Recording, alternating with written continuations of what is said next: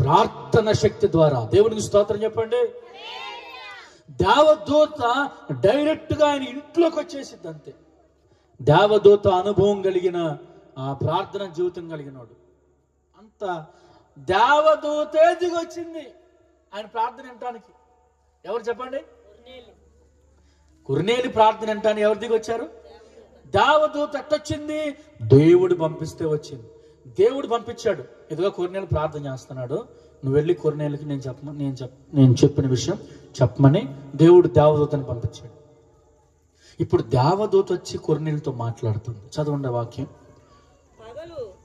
పగలు ఇంచుమించు 3 గంటల సమయంలో దేవుని దూత అతని దగ్గరికి వచ్చి, అది చూసారా, పేరు పెట్టి దేవదూత పిలుస్తుంది. కొర్నేలి అని పిలుచుట దర్శనంలో చాటుగా కనబడుతుంది. అతడు దూత వైపు తేరి చూచి భయపడిపోయాడు. ప్రభువా ఏమిటి అని అన్నాడు.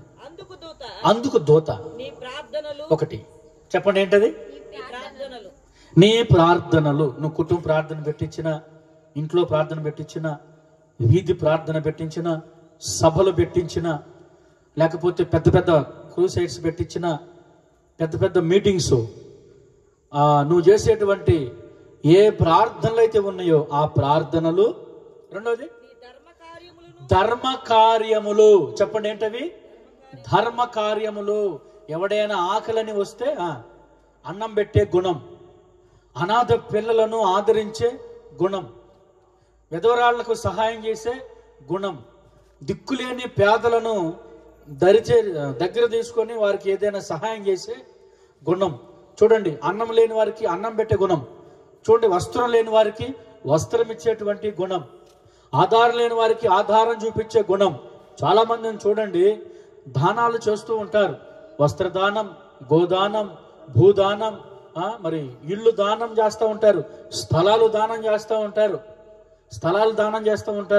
ఇళ్ళు దానం చేస్తూ ఉంటారు, వస్త్రం దానం చేస్తూ ఉంటారు, ఆహారం దానం చేస్తూ ఉంటారు, డబ్బుల్ని దానం చేస్తూ ఉంటారు, భూములు స్థలాలు కూడా కొంతమంది దానం చేస్తూ ఉంటారు. ఎందుకు చేస్తున్నారయ్యా? ఎవరైనా ఒక 100 మందికి భోజనం అన్నదానం చేస్తున్నారు అనుకోండి, అక్కడికి మీరు వెళ్ళి ఎందుకు చేస్తున్నారండి ఇది అని అడిగారు అనుకోండి, 2 విషయాలు చెప్తారు. ఒకటి, మా పాపాలు తొలగించుకోవడానికి. రెండవది, మాకు మోక్షం, మాకు ఒక పరలోకంలో మేము మోక్షానికి పరలోకానికి వెళ్ళడానికి అని చెప్తారు. దేవునికి స్తోత్రం చెప్పండి. హల్లెలూయా. బాగా గమనించండి, ఈ లోకములో ధర్మగుణం ధర్మదాతగా బ్రతకడం చాలా మంచిది, ధర్మము చేయడం మంచిది. దేవుని బిడ్డలారా గమనించండి, ఈ ధర్మము చేసేటువంటి ఆ వ్యక్తి ఎవరైతే ఉన్నారో ఆ వ్యక్తి ధర్మగుణం ఉంది కాబట్టి ధర్మదాత. దేవునికి స్తోత్రం.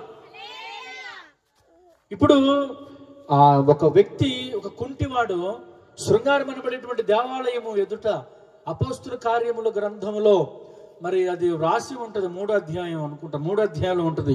ఒకడు భిక్షం అడుక్కుంటూ ఉంటాడు. వాళ్ళు ఏదైనా దానం చేస్తారేమోనని, వచ్చిపోయాడు అందరూ దానం చేస్తూ ఉంటారు కదా, వాళ్ళు ఏదైనా ఇస్తారేమోనని ఎదురు చూస్తూ తేరు చూస్తున్నాడు. తేరు చూడమన్నారు వాళ్ళు. మా దగ్గర డబ్బులు వెండి ఇలాంటివి ఏం లేవు, కానీ యేసునామమున నువ్వు నజరేయుడైన యేసునామమున లేచి నడవమని చెప్పగానే వాడు వెంటనే వాడికి చీల మండలంలో కాళ్ళకు శక్తిని వచ్చి వాడు లేచి గంతులు వేశాడు. దేవుని స్తోత్రం. హల్లెలూయా. దేవుని బిడ్డలారా గమనించండి, ఎందుకు ఈ విషయాన్ని చెప్తున్నానంటే, చాలా మంది ఏం చేస్తూ ఉంటారంటే ధర్మం చేస్తూ ఉంటారు. ధర్మం చేయడం చాలా మంచిది. ఎందుకంటే ఈరోజు మనం ఇక్కడ ధర్మం చేయాలనుకోండి, మనం ఇక్కడ ఎవరిని అడుక్కునే వాళ్ళు ఎవరైనా వచ్చారనుకోండి, మనం ఏదో మనం తోచింది మనం వాళ్ళకి సహాయం చేయాలి. ఖచ్చితంగా వాళ్ళకి మనం ఏదైనా సహాయం చేయాలి. లేదనుకోండి, ఇప్పుడు పరలోకపు తాళపు చెవులు పేతురు గారి దగ్గర ఉన్నాయి, ఆయన దగ్గరికి వెళ్ళి కూర్చొని అడుక్కోవాల్సి వచ్చింది రేపొద్దున. దేవుని స్తోత్రం. హల్లెలూయా.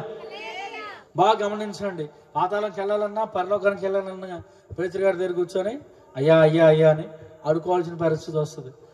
పిల్లలు గమనించండి, బైబిల్ చెబుతా ఉంది, ఈ కొర్నేలి అనేటువంటి వ్యక్తి ప్రార్థనాపరుడు, రెండవది ప్రజలకు బహు ధర్మ కార్యాలు చేస్తాడు. ధర్మ కార్యాలు.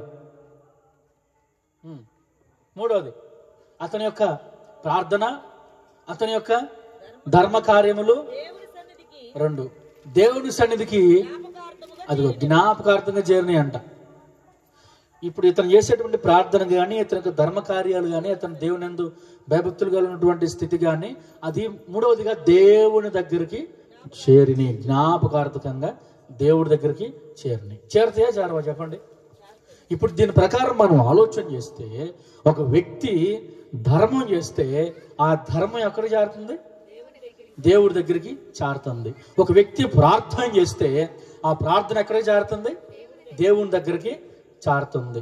ఇప్పుడు దేవుడి దగ్గరికి ఇవి చేరుతున్నాయి. అయితే దేవుడు ఈ ధర్మం చేసే గుణం నీకుంది, నా దగ్గరికి నీ ప్రార్థన వచ్చింది, నువ్వు చేసినటువంటి సమస్తం కూడా నా దగ్గర ఉంది, ఇక చాలే నేను దీవిస్తాను